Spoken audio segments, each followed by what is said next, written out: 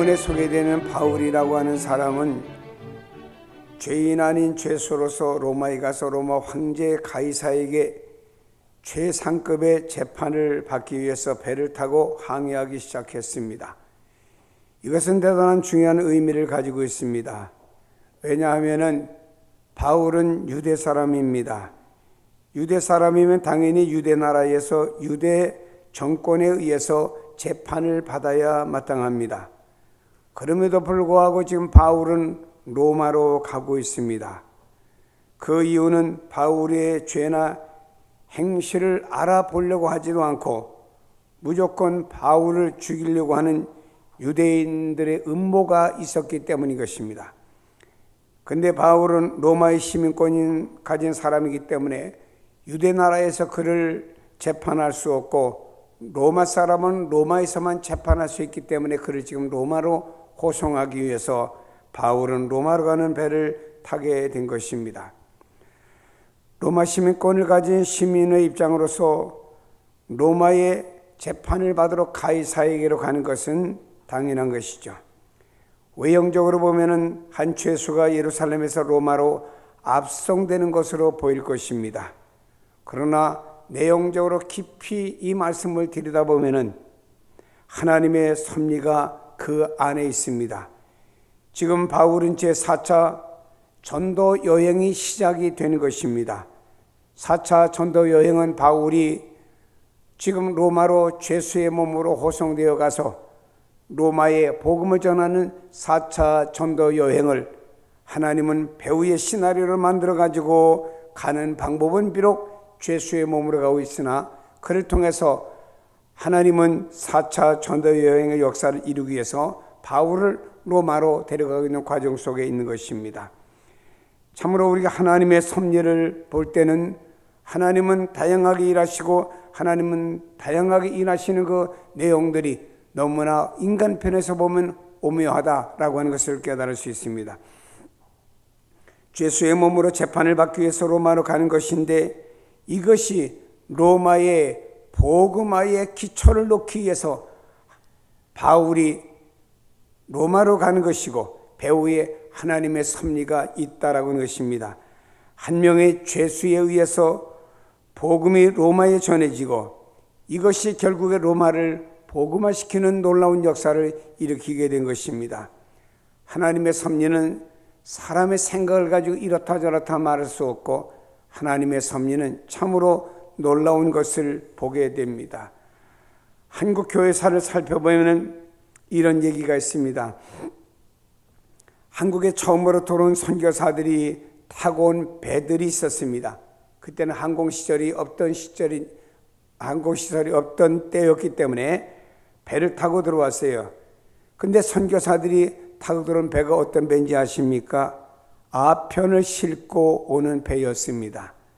다시 말해 아편 장사의 배를 타고 선교사가 복음을 전하기 위해서 온 거라 이 말입니다. 아주 고약한 배지요. 그러나 그 배 안에는 선교사가 타고 있었고 그를 통해 한국에 복음이 전파되는 일에 놀라운 역사를 이루게 되었다라고 하는 것입니다. 이처럼 하나님의 역사는 전혀 예상치 못한 뜻하지 않은 과정을 통해서도 하나님은 역사하십니다. 지금 바울은 한 죄수가 되어서 로마로 압송되고 있습니다. 이런 죄인으로서 시작되는 제4차 전도 여행에 엄청난 역사를 이루고 있는 것입니다. 대로마 제국이 기독교 국가가 될 수밖에 없는 엄청난 사건이 여기 지금 비롯되고 있다라고 하는 것입니다. 본문에 보니까 이렇게 말씀합니다. 우리가 배를 타고 이탈리아에 가기로 작정되매 그랬습니다. 여기 우리라고 하는 말이 소개되는데 참으로 오묘한 말입니다. 우리라고 하는 말은 누구를 지칭하는 말입니까? 분명히 우리라고 하는 말 속에는 한 사람이 아님을 말합니다. 사도행전을 자세히 보면 사도 바울이 복음을 전하러 다닐 때마다 혼자 다닌 것이 아니고 언제나 동행하는 사람이 있었다는 것입니다. 복음은 바울이 전했습니다마는 동행하는 사람들이 여러 면으로 바울을 도왔습니다. 누가라고 하는 사람은 의사로서 바울이 약할 때 치료해 주었고요. 브리스길라와 아굴라가라고 하는 사람은 직업이 같음으로 인해서 경제적으로 바울을 도왔고, 하여튼 바울이 가는 곳마다 바울을 돕는 사람으로 인해서 바울이 복음을 효과적으로 전하는 데 쓰임받는 동역자, 돕는 사람들이 있었음을 우리는 볼 수가 있습니다. 우리가 성경을 보면 예수님께서 제자들을 보내실 때도 예수님은 2명씩 짝지어 보냈습니다. 서로 협력하고 서로 협조를 얻으면서 복음을 전하라고 하는 것이고, 또 어떤 면에서는 한 사람의 하나님의 역사가 일어날 때 다른 사람이 증인이 되어라 하는 의미가 이 안에 포함되어서 2명씩 전도 보낸 것을 볼 수 있습니다. 하나님께서 사도 바울과 함께 하시고 그를 보내신 동시에 사람들을 함께 동행하도록 해 주셨다라고 하는 것입니다. 그런 협력자, 필요한 사람들이 바울 주변에 늘 함께 했기 때문에 바울이 복음을 전하며 교회를 세우는데, 놀라운 역사를 이루는데 주변에 좋은 동역자들이 있었기 때문이라고 하는 것입니다. 그래서 1차 전도여행 때 바나바와 바울이 함께 갔고, 2차 전도여행 때는 바울이 실라와 함께 갔고, 3차 전도여행 때 보면 누구라고 말하지는 않습니다만은 성경을 볼 때는 누가가 동행해 준 것을 볼 수가 있습니다.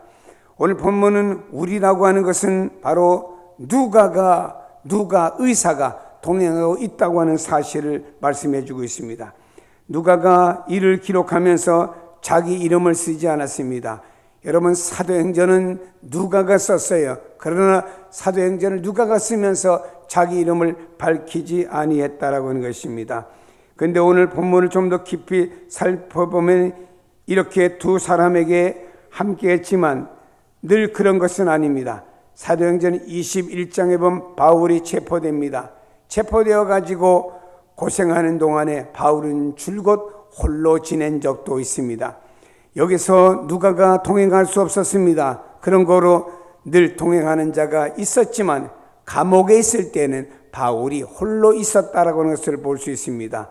많은 핍박을 받을 때는 여기 있는 바울이 홀로 핍박을 받았습니다. 그러나 바울은 홀로 있지 않았습니다. 주님께서 그런 현장에도 바울은 홀로 핍박을 받고 홀로 감옥에 갇혔다라고 하지만 그런 현장에도 주님은 함께 하셨습니다. 오늘 주님께서 말씀하고 있습니다. 바울에게 담대하라. 내가 로마에서도 증거하여야 하리라.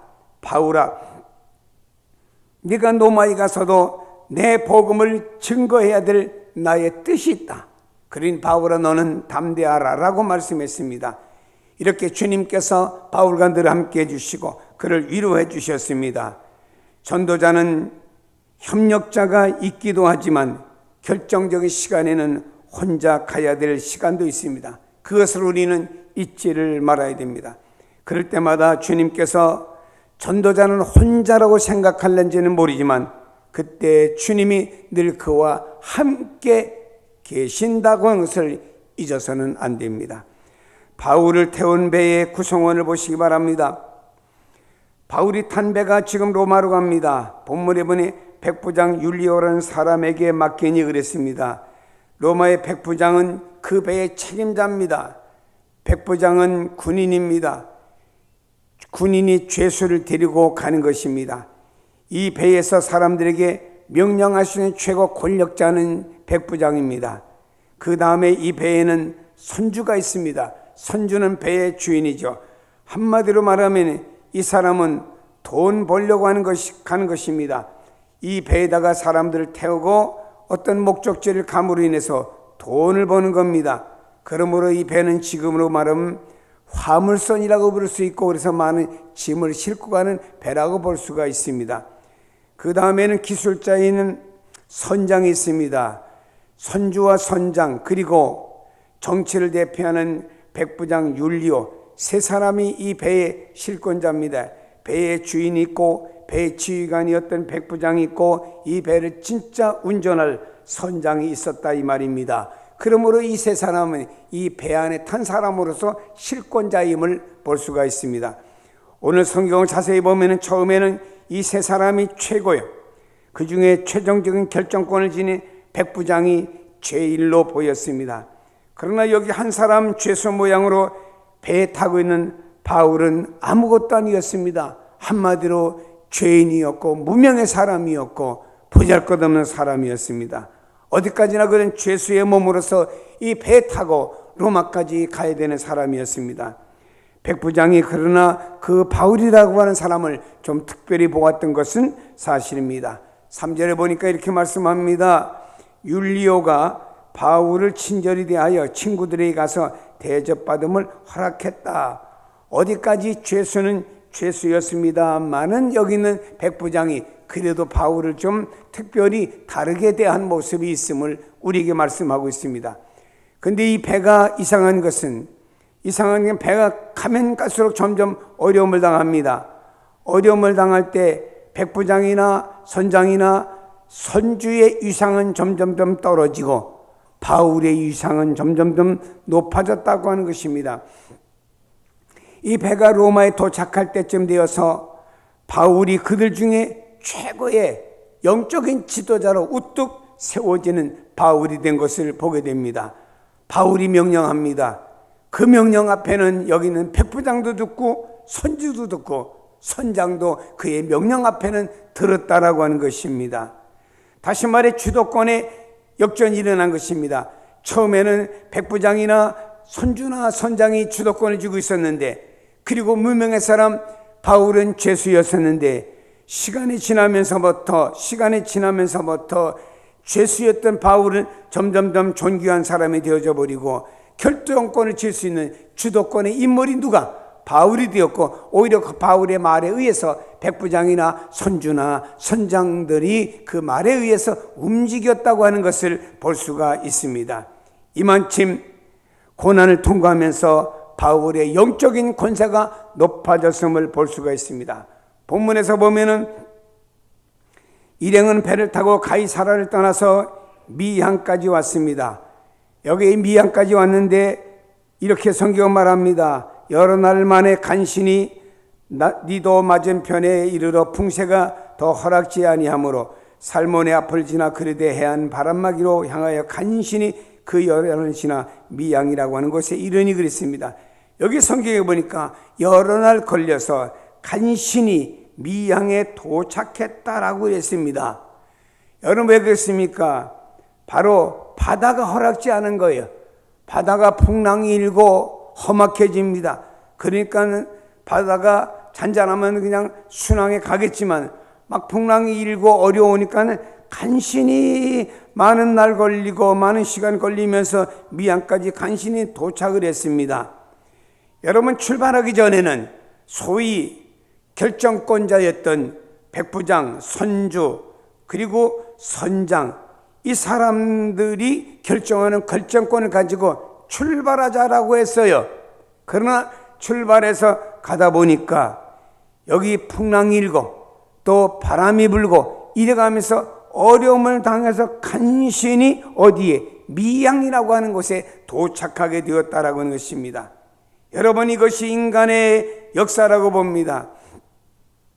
우리 주변에서도 보면 어떤 위기가 나면은 전문가들이 나서서 이런저런 의견을 내놓고 이런 그 위기는 전문가들이 볼 때는 이렇다 저렇다 말합니다. 여러분 근데 보세요. 우리나라에 경제 전문가가 있지만도 경제 공황이 일어납니다.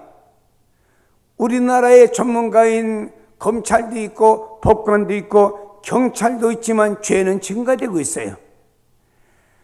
환경의 전문가들이 많이 있다라고 말하지만 우리나라의 환경 문제로 골머리를 앓고 있습니다. 의학의 전문가들이 있지만 가축은 이름 모를 병으로 인해서 많이 죽어가고 그 가축을 폐사시켜야 되는 이런 일들이 일어나고 있지 않습니까? 전문가가 있다라고 하지만 전문가의 의견을 내놓는다고 하지만 어떤 면에 딱 부닥치면 전문가들이 그런 의견이나 이런 것들 다 무산이 되어버리고 많은 것이 오늘 살아가는 우리 주변에도 너무나 많이 있습니다. 여기 배의 전문가인 선장이 있었고 그 배의 주인인 선주가 있었고 통치자였던 백부장이 있었습니다. 날씨를 보니까는 이제 우리가 순항하겠다 가자라고 해서 출발을 했습니다. 근데 자기들이 경험과 자기들이 모든 과거의 생각들을 거둬먹을 때 가도 될 것 같지만 가면서 이들이 여러 가지 풍랑을 만나가지고 간신히 미양까지 올 줄은 저들도 몰랐다 이 말입니다. 만일에 이런 일이 있었다고 하면 아예 저들은 출발하지도 않았을 것이라 이 말입니다. 무슨 얘기인가요? 아무리 땅에 사람이 전문가가 있고 사람의 계획과 논리가 아무리 완벽하다라고 해도 모든 것의 진정한 주도권은 하나님에게 있고 지금도 하나님의 역사가 주도권이라고 하는 거예요. 이것을 깨달을 수 있고 이것을 인정해야만이 참된 지혜가 열려질 수가 있다고 하는 것입니다. 오늘 성경 본문에 보면 미양은 아름다운 항구라고 해서 미양, 아름다운 항구라 이 말입니다. 근데 여러분, 이 섬의 서쪽 끝에 위치한 항구가 베닉스가 있습니다. 오늘 이 두 항구에 대한 이야기가 있습니다. 미양이라고 하는 이 항구는 아주 조그마한 항구요, 배가 지나가다가 잠깐 머물고 가는 공영 정박소에 지나지 않습니다. 이 미양에는 큰 도시가 없습니다. 큰 집도 없습니다. 큰 상업 행위도 없습니다. 요즘 말하는 큰 호텔이 없어요. 좋은 식당들도 없습니다. 그렇기 때문에 이 미양에는 사람들이 오래 머물지 않습니다. 모든 자연 조건이 좋지 않기 때문이라고 하는 것입니다. 바울과 선장의 의견이 충돌이 됩니다. 그런데 이곳에서 출항하여 베닉스로 가자 하는 문제를 놓고 여기 있는 바울과 선장과 선주와 또 여기 있는 백부장은 하나가 됐습니다. 그리고 바울과 충돌이 일어납니다. 이 전문가들은 베닉스로 가자 그랬습니다. 바울은 아니다, 가지 말아라 그랬습니다. 아니, 죄수의 몸이었던 바울은 가면 안 된다 그랬고, 여기 있는 전문가인 사람들은 말입니다, 선주나 선장이나 여기 있는 백부장은 가자라고 그랬어요. 본문에 보니까 바울이 그 이유를 금식하는 절기가 이미 지났으므로 말합니다. 금식하는 절기라고 하는 것은 속죄일을 말합니다. 속죄일이라고 하는 말은 히브리 말로 말하면 욤키푸르라고 하는 말인데, 이것은 유대인의 달력으로는 디스리월 10월을 말하고 곧 7월 11일을 말합니다. 우리가 쓰는 달력으로 말하면 9월 하순쯤 되는 것이죠. 그런데 이 지기중에 연하는 이때쯤 되면 바람이 심하고 풍랑이 심해서 항해를 못합니다.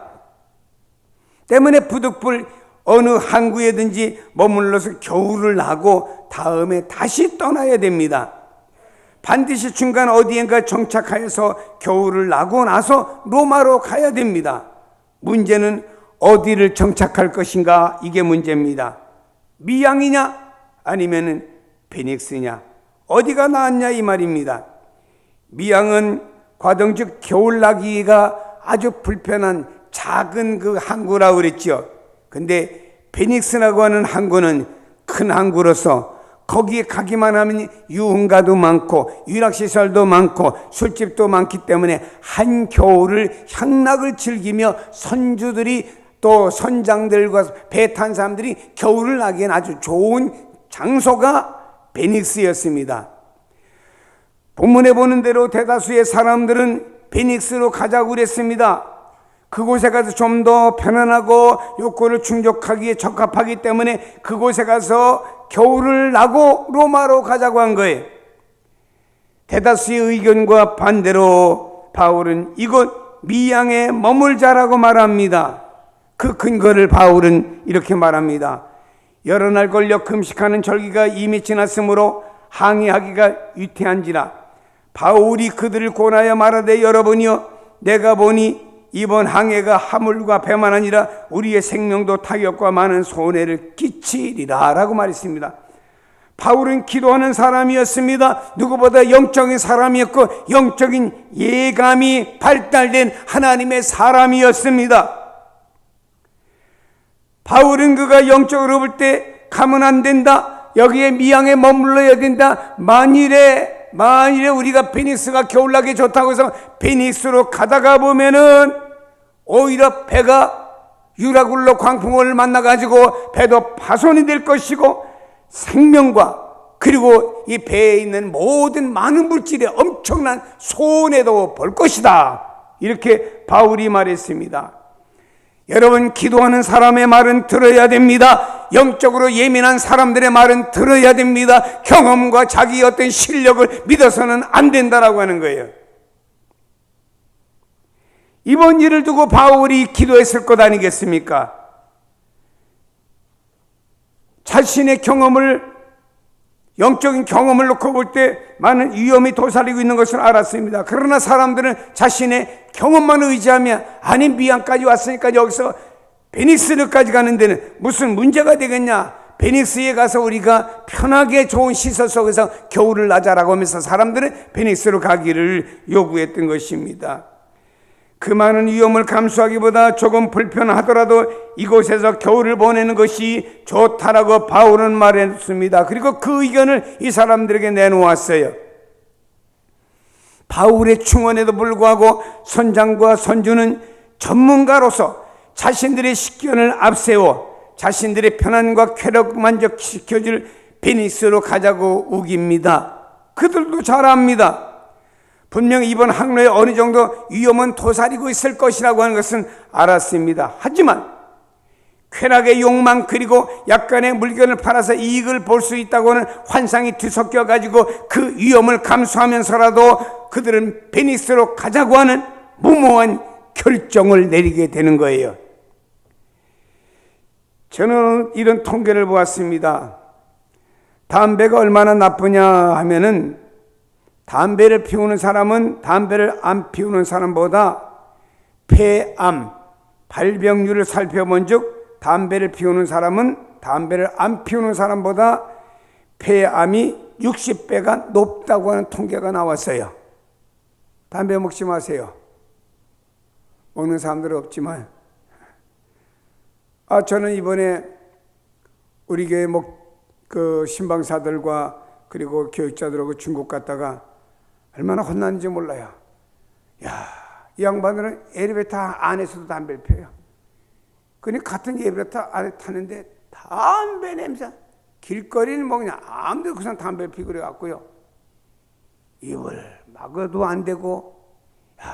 근데요, 6배가 아니고 60배입니다.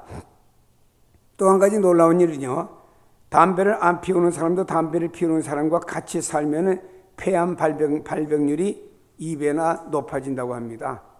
그러니까 가정 식구들은 다 담배를 끊어야 돼요. 예수를 안 믿어도 끊어야 가족이 건강하게 사는데 도움이 되는 겁니다.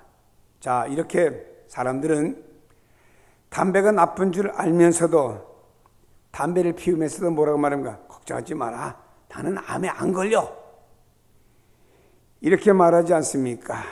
이건 음해고 무지죠. 바울은 안 됩니다. 금식하는 절기가 지났으므로 이때 가서는 안 됩니다. 가지 마세요. 인명피해가 있을 것입니다. 재산의 손해가 많을 것입니다. 가지 마세요. 그들 옆에 있는 선장과 선주가 아닙니다. 가야 됩니다. 베닉스에 가야만이 한겨울을 좀 더 편하게 우리가 날 수가 있습니다. 베닉스로 가야 됩니다. 선장이라고 하는 사람은 자기의 경험을 믿은 겁니다. 다소의 파도에 어려움은 있을는지 몰라도 그러나 이렇게 치명적인 어려움은 없다. 가자. 내가 운행했던 경험을 보니까 조금 어려움이 있을는지 몰라도 그래도 그럭저럭 갈 수 있을 테니까 가자. 이렇게 결론을 내렸고, 이 선장의 말에, 선주의 의견에 많은 사람들이 같이 동의를 했습니다. 본문이 이렇게 말씀합니다. 그 항구가 겨울을 지나기에 불편하므로 거기서 떠나 아무쪼록 베니스로 가서 거기서 겨울을 지내자 하는 자가 더 많으니 그랬습니다.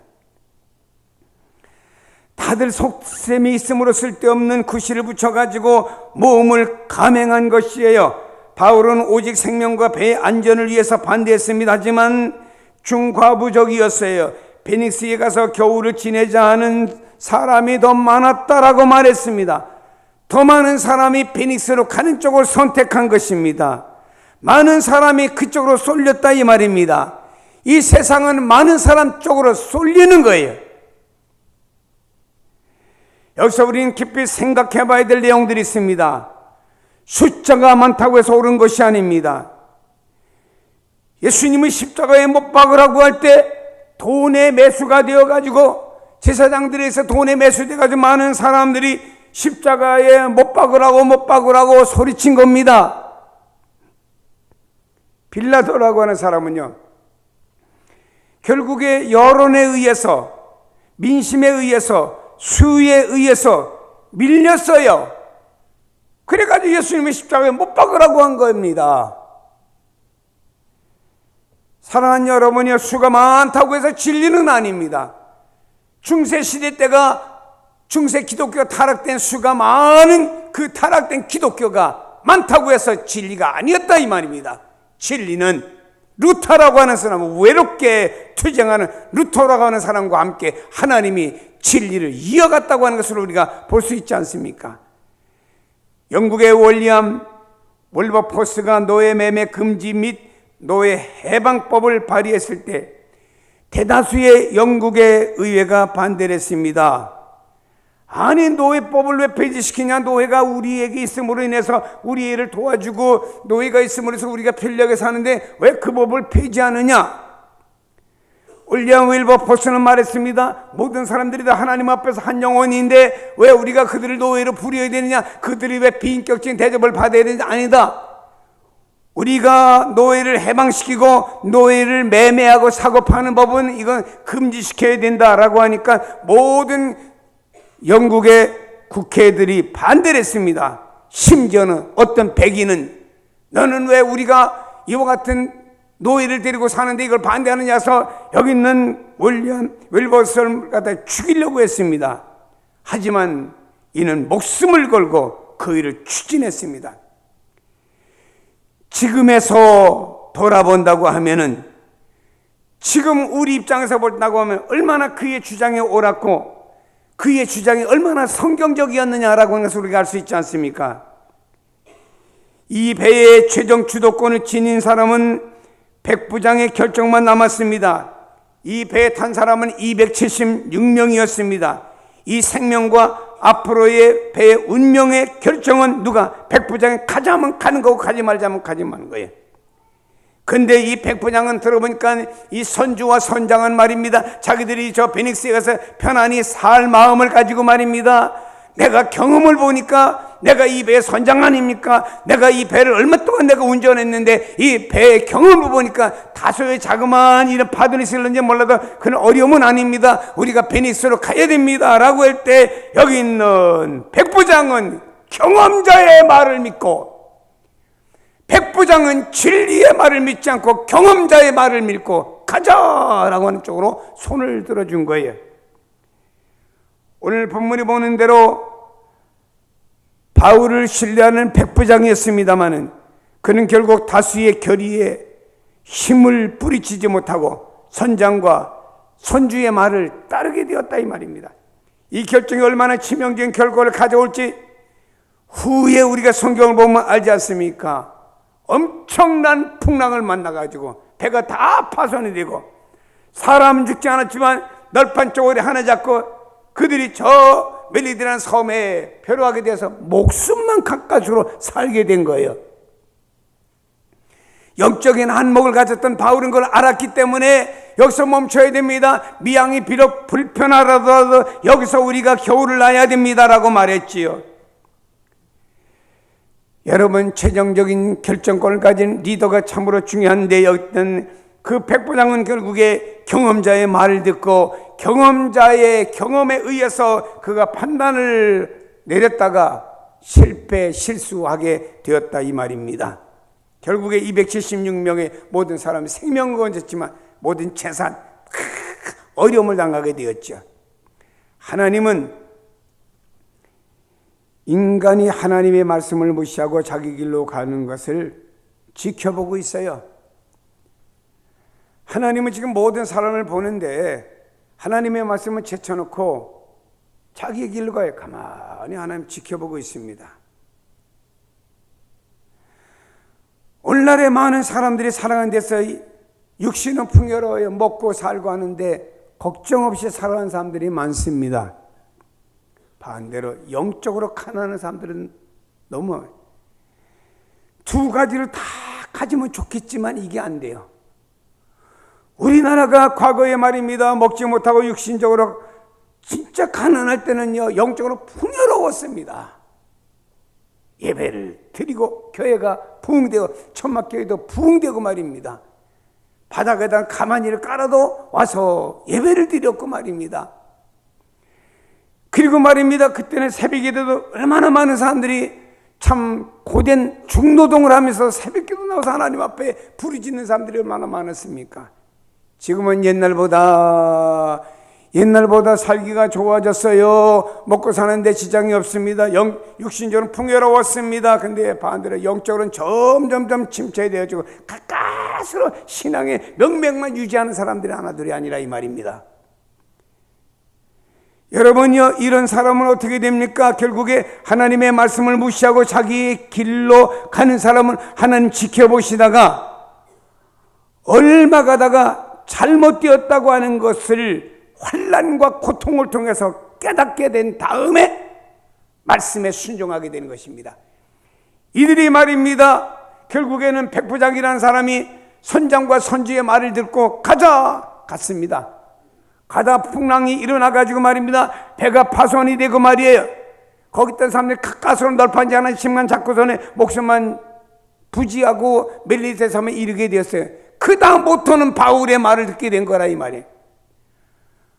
왜 우리가 하나님의 말씀대로 가면 될 텐데 하나님의 말씀을 멀리하고 가다가 환난과 고통을 당한 그 다음에 가서 왜 천부의 의지 없이 손들고 옵니다. 그 다음에 왜 주께로 돌아오고 그 다음에 왜 영적인 사람으로 돌아오냐 이 말이에요.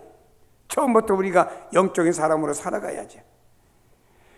사랑하는 여러분의 천하가 다 그렇다고 하더라도 하나님의 말씀을 떠난 것은 결국에 고통과 파멸의 길이고 하나님의 말씀대로 모든 것이 세워지는 것입니다. 하나님의 말씀을 주셨고 말씀에 의해서 모든 것이 세워지기 때문에 창세기 12장 4절에 보니까 아브라함이 여호와의 말씀을 따라갔고 그랬습니다. 아브라함은 하란이라고 하는 곳에서 그가 가나안 땅을 향해 갈 때 무엇을 따라갔습니까? 가보지 않은 미지의 세계를 향하여 아브라함은 말입니다, 하나님의 말씀을 따라갔다고 그랬습니다. 우리 인생은 말이요, 길이요 진리요 생명이니 예수 그리스도가 우리가 가야 될 하나님의 말씀이고 그분을 따라가야 우린 이 땅뿐만 아니고 영생의 길까지 갈 수 있는 줄로 믿습니다. 신명기 4장 30절에 말합니다. 이 모든 일이 내게 임하여 환난을 당하다가 끝에는 내가 내 하나님 여호와께로 돌아와서 그의 말씀을 청종할 것이다. 이 모든 일이 내가 환난과 어려움을 당하다가 끝에 가서 이게 아니구나 해서 그 다음에 하나님께로 돌아와서 그 다음에 하나님의 말씀을 내가 청종할 것이다 라고 신명기 4장에 말씀하고 있습니다.